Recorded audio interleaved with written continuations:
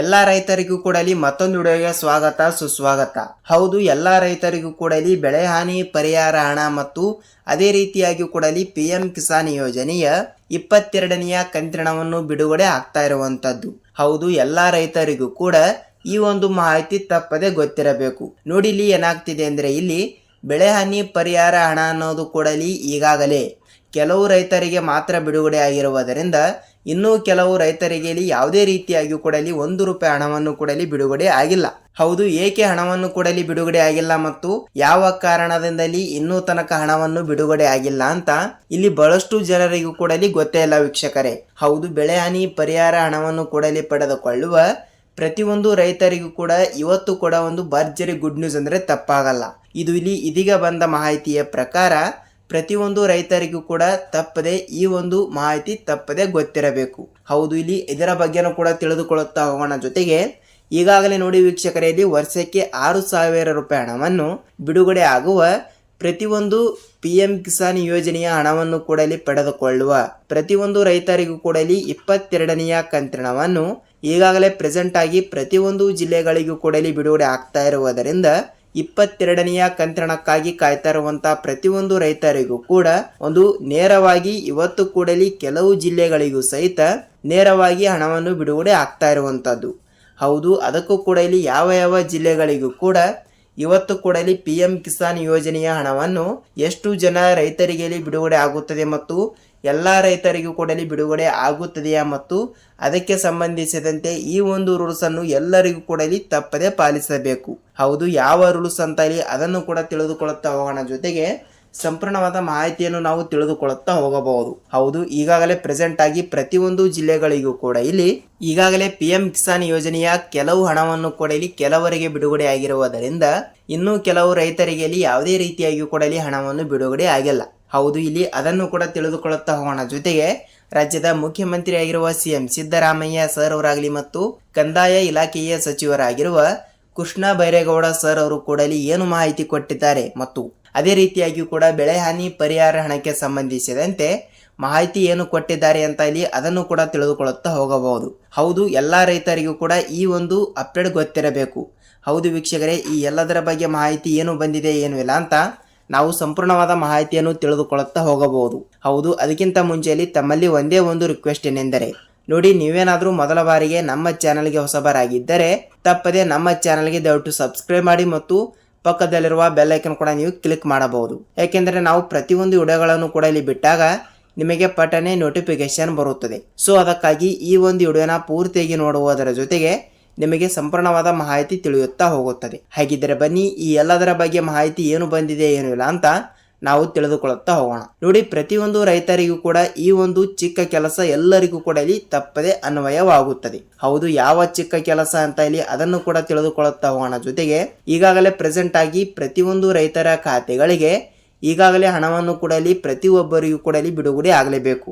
ಅಂದರೆ ಯಾವ ಹಣ ಅಂದ್ರೆ ನೋಡಿ, ನಿಮಗೂ ಕೂಡ ಗೊತ್ತಿರುವ ವಿಷಯನೇ, ಈಗಾಗಲೇ PM ಕಿಸಾನ್ ಯೋಜನೆಯ 22ನೆಯ ಕಂತಿನವನ್ನು ಫೆಬ್ರವರಿ 15ನೇ ತಾರೀಕಿನಿಂದಲೇ ಬಿಡುಗಡೆ ಮಾಡುವ ಮೂಲಕ ಒಂದು ಮಾಹಿತಿ ಕೊಟ್ಟಿರುವುದರಿಂದ ಇಲ್ಲಿ ಇವತ್ತಿನಿಂದ ಕೂಡ ನೇರವಾಗಿ ಹಣವನ್ನು ಬಿಡುಗಡೆ ಆಗ್ತಾ ಇರುವಂತದ್ದು. ಇವತ್ತು ಕೂಡ ಫೆಬ್ರವರಿ 15 ತಾರೀಕು ಇರುವುದರಿಂದ ಫೆಬ್ರವರಿ 20ನೆಯ ತಾರೀಕಿನ ಒಳಗಡೆ ರಾಜ್ಯಾದ್ಯಂತ ಇರುವಂತ ಪ್ರತಿಯೊಂದು ರೈತರಿಗೂ ಕೂಡ ಇಲ್ಲಿ ವರ್ಷಕ್ಕೆ ₹6,000 ಹಣದಂತೆ ಈ ತಿಂಗಳಿನಲ್ಲಿ ಕೂಡ ನಿಮಗೆ ₹4,000 ಹಣವನ್ನು PM ಕಿಸಾನ್ ಯೋಜನೆಯ ಹಣವನ್ನು ಕೂಡ ಪ್ರತಿಯೊಬ್ಬರಿಗೂ ಕೂಡ ನೇರವಾಗಿ ಬಿಡುಗಡೆ ಆಗ್ತಾ ಇರುವಂತದ್ದು. ಹೌದು, ಇದಿಷ್ಟು PM ಕಿಸಾನ್ ಯೋಜನೆ ಬಗ್ಗೆ ಆಯ್ತು. ಹಾಗಿದ್ದರೆ ಇಲ್ಲಿ ಯಾವ ಯಾವ ಜಿಲ್ಲೆಗಳಿಗೂ ಕೂಡ ಬಿಡುಗಡೆ ಆಗ್ತಾ ಇದೆ ಅಂತ ನೀವು ನಮಗೆ ಕೇಳ್ತಾ ಇದ್ರೆ ನೋಡಿ, ಇಲ್ಲಿ ಅವರು ಯಾವುದೇ ರೀತಿಯಾಗಿ ಕೂಡ ಜಿಲ್ಲೆಗಳು ಕೂಡ ಮೆನ್ಷನ್ ಮಾಡಿಲ್ಲ.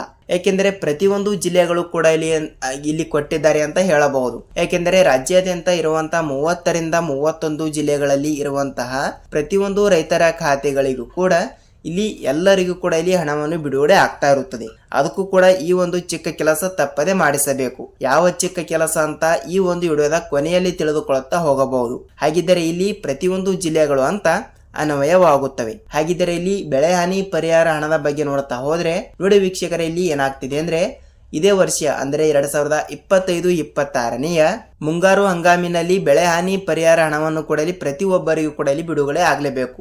ಮುಂಗಾರು ಹಂಗಾಮಿನಲ್ಲಿ ಬೆಳೆ ನಾಶವಾಗಿರುವ ಕಾರಣದಿಂದ 14.21 ಲಕ್ಷ ರೈತರಿಗೆ ಇಲ್ಲಿ ಈಗಾಗಲೇ 4ರಿಂದ 5,000 ಕೋಟಿ ಹಣವನ್ನು ಪ್ರತಿಯೊಂದು ರೈತರಿಗೂ ಕೊಡಲಿ ಬಿಡುಗಡೆ ಆಗಿರುವುದರಿಂದ ಈಗಾಗಲೇ 14.21 ಲಕ್ಷ ರೈತರಿಗೆ ಇಲ್ಲಿ ಈಗಾಗಲೇ ಬೆಳೆ ಹಾನಿ ಪರಿಹಾರ ಹಣಕ್ಕೆ ಸಂಬಂಧಿಸಿದಂತೆ 4ರಿಂದ 5,000 ಕೋಟಿ ಹಣವನ್ನು ಈಗಾಗಲೇ ಪ್ರತಿಯೊಂದು ರೈತರ ಖಾತೆಗಳಿಗೆ ನೇರವಾಗಿ ಅವರವರ ಖಾತೆಗಳಿಗೂ ಕೊಡಲಿ ಬಿಡುಗಡೆ ಆಗಿರುವಂತದ್ದು. ಸೊ ಅಷ್ಟು ರೂಪಾಯಿ ಹಣವನ್ನು ಕೊಡಲಿ ಬಿಡುಗಡೆ ಮಾಡಿರುವ ಸರ್ಕಾರ ಇವತ್ತು ಕೊಡಲಿ ಕೆಲವರಿಗೆ ಅಂದರೆ ನೋಡಿ ಎಲ್ಲ ರೈತರ ಡಾಕ್ಯುಮೆಂಟ್ಗಳನ್ನು ಕೊಡಲಿ ಕರೆಕ್ಟ್ ಇದ್ದರೆ ಮಾತ್ರ ದಿನಕ್ಕೆ 5ರಿಂದ 10,000 ರೈತರಿಗೆ ಇಲ್ಲಿ ಬೆಳೆ ಹಾನಿ ಪರಿಹಾರ ಹಣವನ್ನು ಕೊಡಲಿ ಪ್ರತಿಯೊಬ್ಬರಿಗೂ ಕೂಡ ನೇರವಾಗಿ ಬಿಡುಗಡೆ ಆಗ್ತಾ ಇರುವಂತದ್ದು.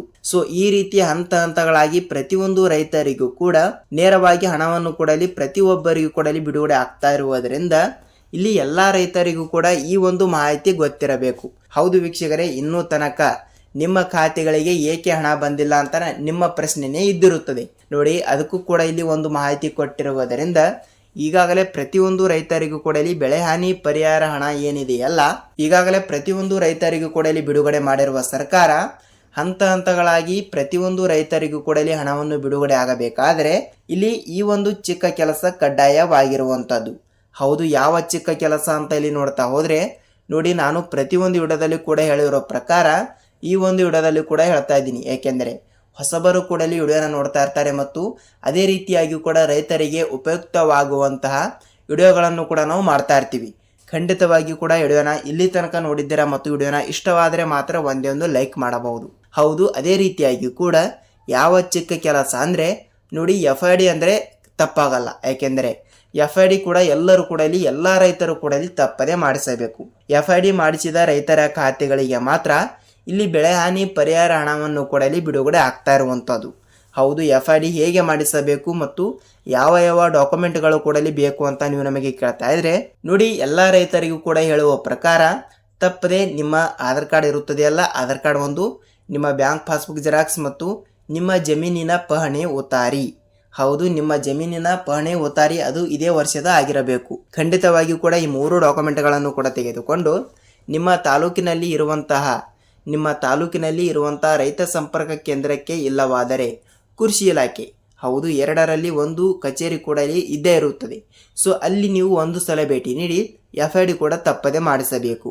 ಖಂಡಿತವಾಗಿಯೂ ಕೂಡ ಈ ಒಂದು FID ಅಂದರೆ ಏನಂದರೆ ನೋಡಿ ವೀಕ್ಷಕರಲ್ಲಿ ಉದಾಹರಣೆಗೆ ಹೇಳ್ತಾ ಇದ್ದೀನಿ, ತಪ್ಪದೆ ನಿಮ್ಮ ಹೊಲದ ಜಮೀನಿನ ಇದು ಏನಾಗ್ತಿದೆ ಅಂದರೆ ನಿಮ್ಮ ಜಮೀನಿನ ಇಲ್ಲಿ GPS ಆಗಬೇಕಾದರೆ FID ತುಂಬ ಮುಖ್ಯ. ಏಕೆಂದರೆ ನಿಮ್ಮ ಜಮೀನು GPS ಆಗಿದ್ದರೆ ಮಾತ್ರ ನಿಮ್ಮ ಜಮೀನಿನ ಪ್ರಕಾರ ಮತ್ತು ನಿಮ್ಮ ಜಮೀನಿನಲ್ಲಿ ಇರುವಂತಹ ಬೆಳೆಗಳ ಪ್ರಕಾರ ನಿಮಗೆ ಇಲ್ಲಿ ಬೆಳೆ ಹಾನಿ ಪರಿಹಾರ ಹಣವನ್ನು ಕೂಡ ಎಷ್ಟು ರೂಪಾಯಿ ಬರಬೇಕಲ್ಲ ಆ ರೀತಿ ಲೆಕ್ಕಾಚಾರ ಮಾಡಿ ಇಲ್ಲಿ ಹಣವನ್ನು ಬಿಡುಗಡೆ ಆಗ್ತಾ ಇರುತ್ತದೆ. ಅದಕ್ಕೆ FID ಮಾಡಿಸಬೇಕು ಎಂಬ ಒಂದು ಮಾಹಿತಿ ಕೊಟ್ಟಿರುವಂಥದ್ದು. ಖಂಡಿತವಾಗಿಯೂ ಕೂಡ ಈ ಒಂದು ಚಿಕ್ಕ ಕೆಲಸವನ್ನು ಪ್ರತಿಯೊಬ್ಬರು ಕೂಡ ಮಾಡಿ ನೇರವಾಗಿ ತಪ್ಪದೆ ಹಣವನ್ನು ಪಡೆದುಕೊಳ್ಳುತ್ತಾ ಹೋಗುತ್ತೀರಿ. ಹಾಗಿದ್ದರೆ ಇಲ್ಲಿ 1 ಎಕರೆಗೆ ಎಷ್ಟು ರೂಪಾಯಿ ಹಣವನ್ನು ಕೂಡ ಬಿಡುಗಡೆ ಮಾಡಿದ್ದಾರೆ ಮತ್ತು 1 ಹೆಕ್ಟರ್ಗೆ ಎಷ್ಟು ರೂಪಾಯಿ ಹಣವನ್ನು ಕೂಡ ಇಲ್ಲಿ ಬಿಡುಗಡೆ ಮಾಡಿದ್ದಾರೆ ಅಂತ ನೀವು ಕೇಳ್ತಾ ಇದ್ರೆ ನೋಡಿ, ಇದು ಎಲ್ಲ ರೈತರಿಗೂ ಕೂಡ ಹಣವನ್ನು ಹೆಚ್ಚು ಕಮ್ಮಿಯಲ್ಲಿ ಬಿಡುಗಡೆ ಆಗ್ತಾ ಇರುತ್ತದೆ. ಏಕೆಂದರೆ ಇಲ್ಲಿ 1 ಎಕರೆಗೆ ಅವರು ಹೇಳಿರೋ ಪ್ರಕಾರ 8ರಿಂದ 15,000 ರೂಪಾಯಿ ಹಣವನ್ನು ಪ್ರತಿಯೊಂದು ಎಕರೆಗೆ ಬಿಡುಗಡೆ ಆಗಿರುವುದರಿಂದ ಈ ಕಡೆ ಜಿಲ್ಲೆಗಳು ಅಂದರೆ ನೋಡಿ ಉತ್ತರ ಕರ್ನಾಟಕದ ಕಡೆ ಇರುವಂಥ ಜಿಲ್ಲೆಗಳಿಗೆ ಸ್ವಲ್ಪ ಕಡಿಮೆ ಹಣನೂ ಕೂಡ ಇಲ್ಲಿ ಬರಬಹುದು. ಏಕೆಂದರೆ ಈಗಾಗಲೇ ದಕ್ಷಿಣ ಕರ್ನಾಟಕದ ಕಡೆನೂ ಕೂಡ ಬಹಳಷ್ಟು ಇಲ್ಲಿ ಬೆಳೆ ಹಾನಿ ಪರಿಹಾರ ಹಣವನ್ನು ಕೂಡ ಇಲ್ಲಿ ಬಹಳಷ್ಟು ರೈತರಿಗೆ ಇಲ್ಲಿ ಬಿಡುಗಡೆ ಆಗಿರುವುದರಿಂದ ಇಲ್ಲಿ ಖಂಡಿತವಾಗಿಯೂ ಕೂಡ ಅವರಿಗೆ 10ರಿಂದ 12,000 ರೂಪಾಯಿ ಹಣವನ್ನು ಪ್ರತಿಯೊಂದು ಎಕರೆಗೆ ಇಲ್ಲಿ ಬಿಡುಗಡೆ ಆಗಿರುವಂಥದ್ದು.